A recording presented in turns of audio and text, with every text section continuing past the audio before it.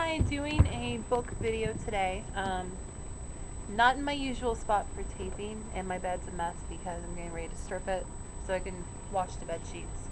But I've been invaded by bees, and they're not doing anything about it till tomorrow. So I moved my filming location. Um, I'm actually going to be talking a little bit more about a book I did in my first video, and then its follow-up, and then showing you a preview of the last book in this trilogy. Books I'm referring to are by Michelle Skye, Goddess Alive, Goddess Afoot, and the last one is Goddess Aloud. Um, Now, I highly recommend, that was upside down. I highly recommend the first book, Goddess Alive. My first reading of this book, I absolutely loved it. Um, so full of stories and myths about goddesses, mainly from the Celtic and, um, from the Celtic pantheons, but also there are some Nordic goddesses in here as well. Um, and the thing with this book, the pattern it follows is it has a goddess for each of the Sabbath, and then another god, like for the Esbats, and then for like different phases of the moon. So it kind of follows like the pagan Wiccan calendar, and you get like craft ideas, you get rituals and incantations.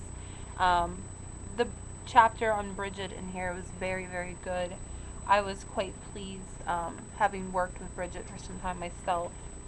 And also, I found the section on Rihanna, Maeve, you know, Serdwin, some of, the Celtic goddesses necessarily you don't read a lot about unless you study Celtic Wicca. I was just really happy, and I even tried out one of the rituals myself in here for one of the Sabbaths, and I incorporated a bit of the full moon ritual into my own ritual I already have written.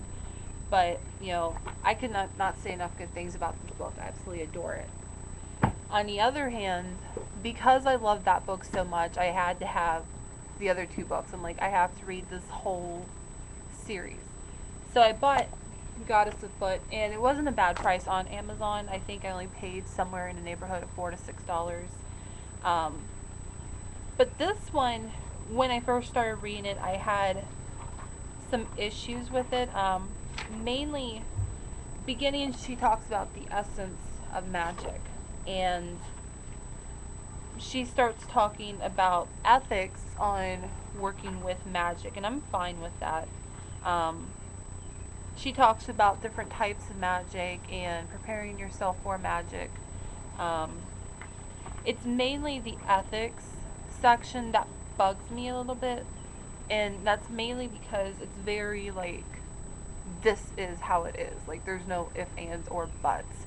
And if you know me, I hate like authoritarian sort of tones when I'm reading stuff. Like, you're gonna tell me to do something, well, fine, piss off. I'm not gonna listen to you, because I mean, we're all intelligent people. We're all able to think for ourselves.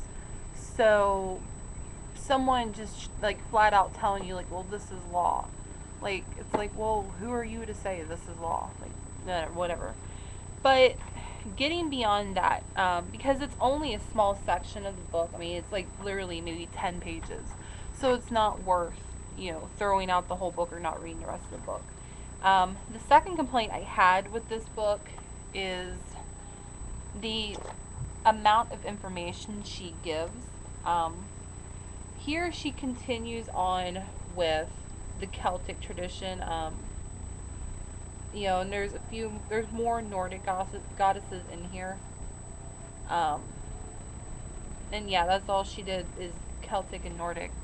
But the goddesses she chose, there's not much known about them, apparently.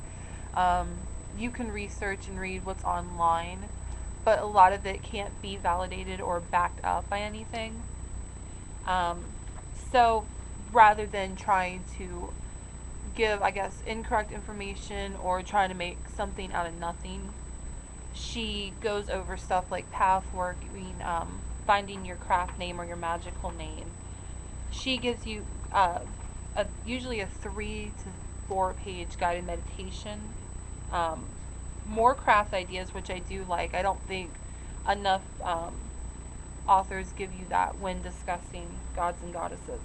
And then she gives you sort of like her interpretation of, the goddesses myth.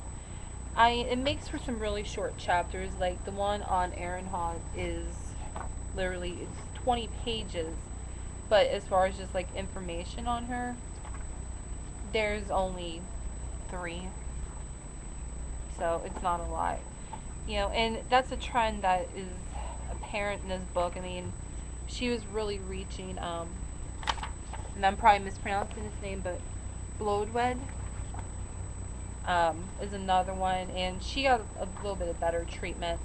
Um, you know, just if you're looking for information, like to learn more about a patron goddess or to pick out a patron goddess, this may not be the best book. Um, I would do a little bit more research through text and history books and also on the web before maybe picking up this book, because this is the book that's really just going to give you ideas on um, what you can do to work with and honor that goddess. Also, another interesting note, in the other book she didn't break down Celtic and Irish goddesses. She kind of just like left them together. In here, she breaks them down. There's Irish. She breaks it down in Welsh. And then we get into the Nordic goddesses. And there is more in here about the Norse, a lot more than the last book. And the goddesses she does cover, you actually get a lot of good information on there. Their stories and their myths, much better than the Irish and the Welsh goddesses that are featured early in the book. If you were a fan of the first book, this may be a bit of a disappointment, but it's still a good book. And if reasonably priced, definitely pick up. Now, I've skimmed through Goddess Aloud, and this breaks from the pattern of the other 2 books.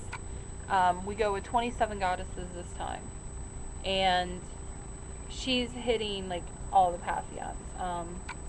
And instead of like breaking them down into lessons, here it seems she's going over ways maybe we can improve ourselves or improve life in general, because she goes over peace, caring for the environment, love, self-love, forgiveness, healing, growth, hope, and spirituality.